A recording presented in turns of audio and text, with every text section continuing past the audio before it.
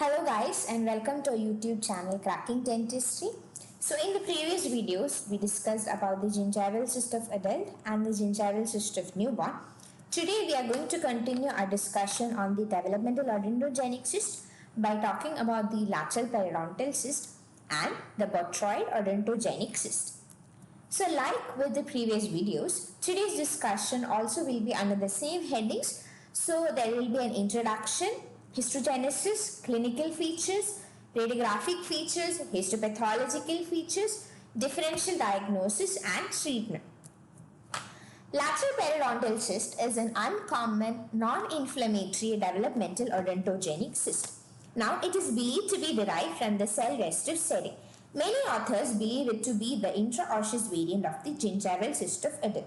This odontogenic cyst is seen in the lateral position of the tooth, and the diagnosis is made after excluding the diagnosis of lateral odontogenic keratosis and the lateral radicular cyst. Now the associated tooth is always white. So the histogenesis, according to Standish and Schaefer, the lateral periodontal cyst has a varied etiology. Now, they told that the lateral periodontal cyst terminology should be used to indicate all cysts that is developing in the anatomical region of the lateral periodontium, which included both the inflammatory as well as the developmental odontogenic cyst.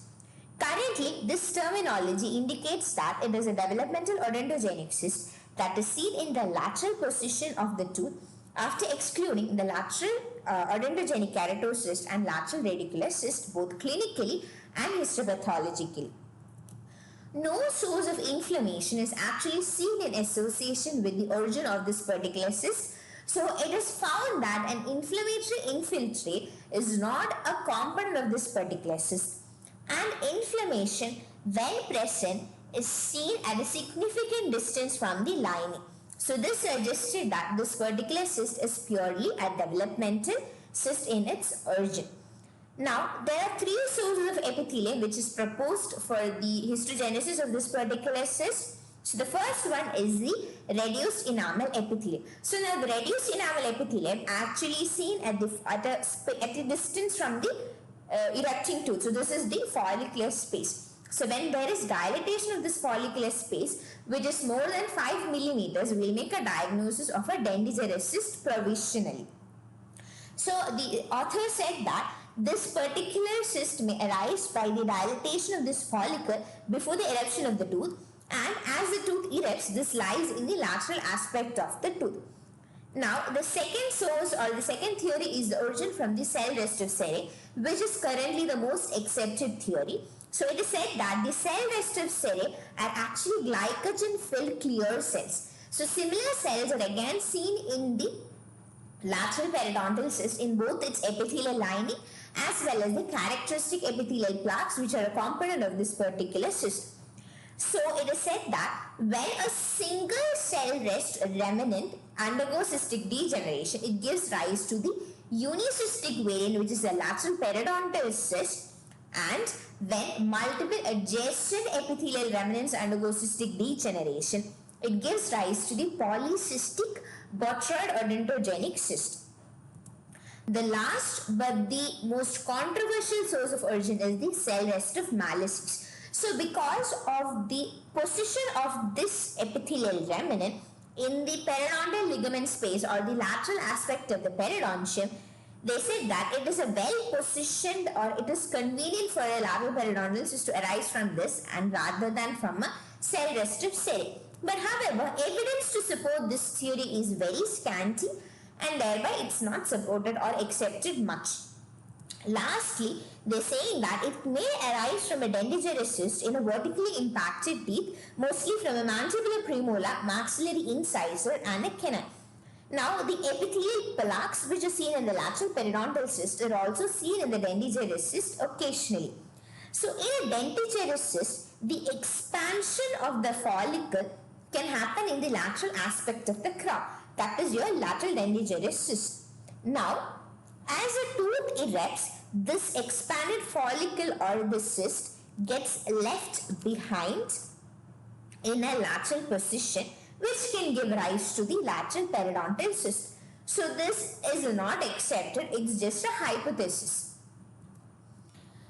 So clinically, this is most commonly seen in the 5th to 7th decade, similar to that of a gingival cyst of adult. Again, there is no gender predilection or a racial predilection is seen in association with this particular cyst. It is most commonly seen in the mandibular canine premolar area. So clinically, its presentation is similar to that of a gingival cyst of adults. So it is asymptomatic and majority of the cases do not give any clinically visible lesion. So when routine radiographic examination is done for some other purpose, you will visualize this radiolucent lesion. Now the associated tooth is always vital, and a symptomatic lesion or an asymptomatic lesion when clinically evident will give a blue swelling on the facial gingiva resembling the gingival cyst of adult. So radiographically, the radiographic picture is not diagnostic. There will be a well-defined radiolucency with a teardrop shape or an inverted pear shape seen in association to the lateral aspect or between the roots of two teeth. The associated teeth will always be a vital tooth.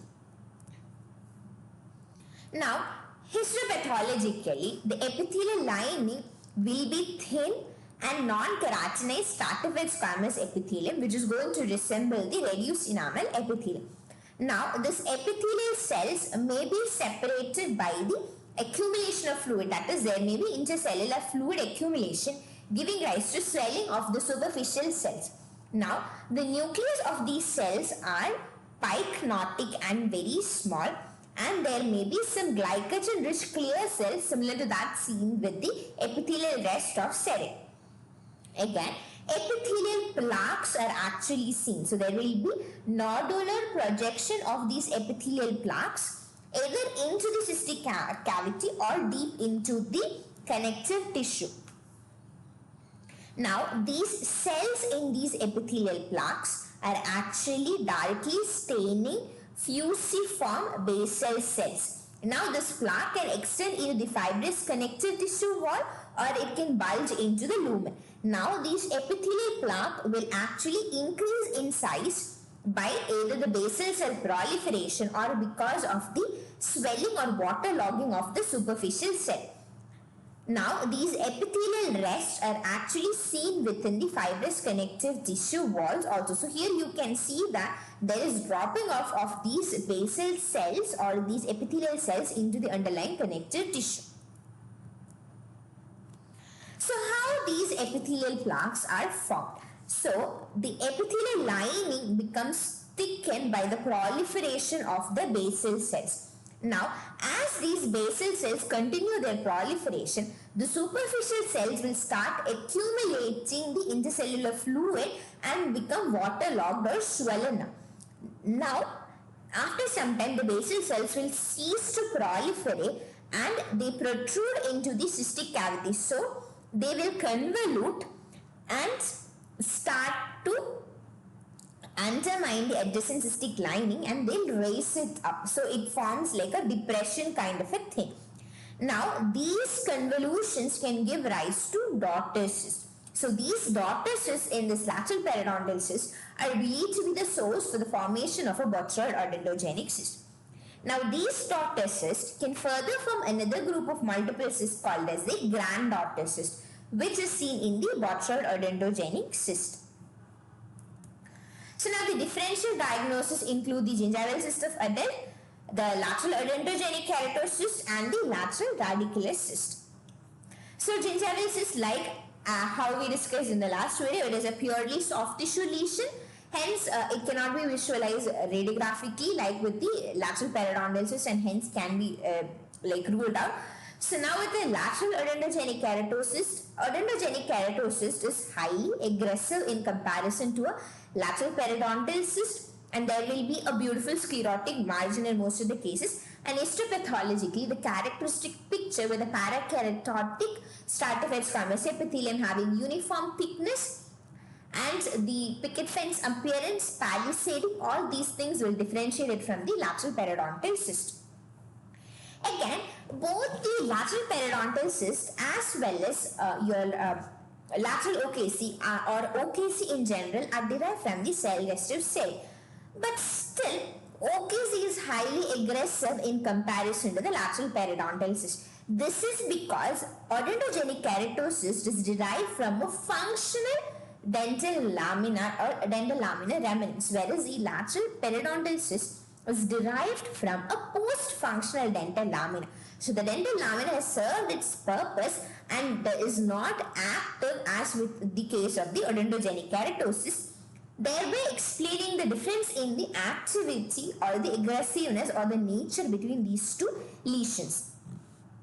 Next is the lateral radicular cyst. So the main differentiating feature will be the presence of a vital tooth in association with the cyst in case of the lateral periodontal cyst, and that this tooth in association with the radicular cyst is either a non-vital caries or traumatized tooth or a root canal therapy or a root canal or endodontically treated tooth.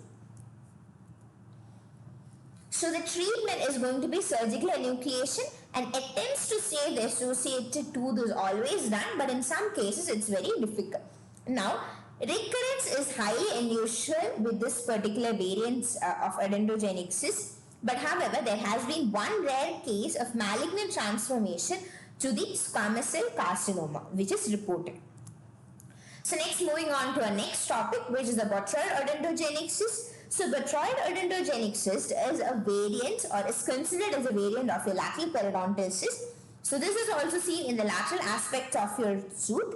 So clinically, it is going to appear similar to your lateral periodontal cyst, but it is a polycystic lesion.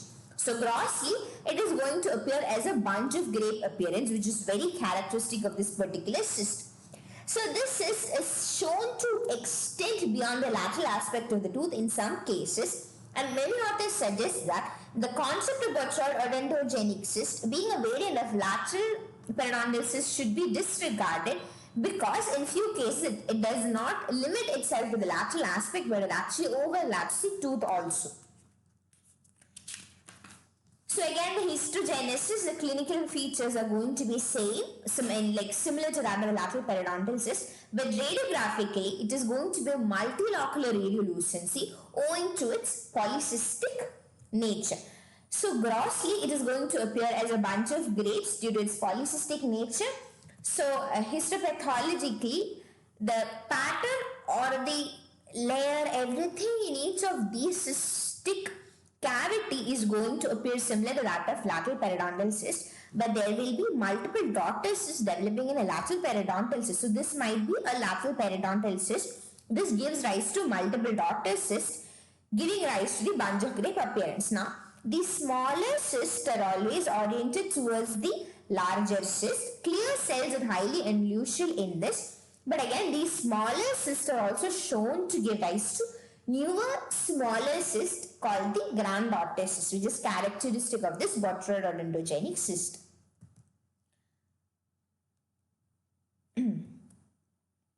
So, differential diagnosis. So, there is ameloblastoma, odontogenic keratosis, odontogenic myxoma, ameloblastic fibroma, mucoperomoid carcinoma, and malignant odontogenic tumors. So, all these things are other radiolucent, multilocular radiolucent lesions. So these can all be ruled out because of the self-limiting, not actually self-limiting, the less aggressive course of this particular cyst. Whereas in all these lesions, especially with ameloblastoma, MEC, and the malignant odontogenic tumor, as well as the odontogenic myxoma, the lesion will be highly aggressive. The treatment for botryoid odontogenic cyst is similar to that for lateral periodontal cyst and is managed by surgical excision, but the only difference is that it is associated with increased risk of recurrence because of its multicystic nature. Now, these are our references. So thank you for watching this video. If you liked our video, please do like and comment, and also don't forget to subscribe to our channel and keep supporting us. Thank you.